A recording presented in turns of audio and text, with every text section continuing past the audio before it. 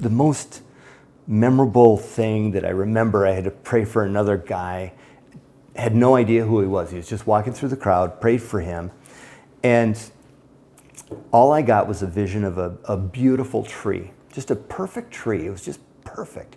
And then all of a sudden in the vision, it changed to be this glimmering white tree. And so it's like, okay, it seems a bit odd. So I told this gentleman what that was. And he goes, yeah, it doesn't mean anything to me. It's okay, cool, no problem. I ended up running into him the next week and he said, hey, I need to talk to you.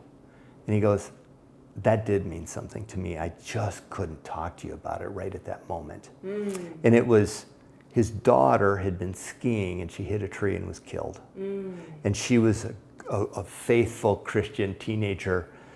And he had been struggling for 2 years at her loss and not being with her.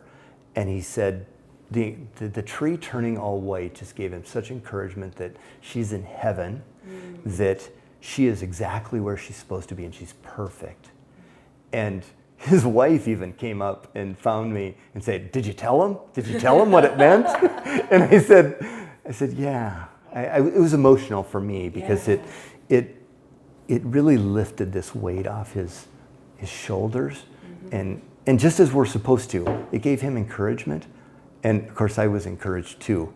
But that's what you really learn how to do and listen for God to speak in ways that, it's crossing that chicken line, right? This doesn't seem like normal stuff, but it was exactly what they needed to hear. And so that's why it's been so much fun, that I just love the school and the practicing of that and that continued building up of how do we use these gifts that God gives us as Christians, as believers.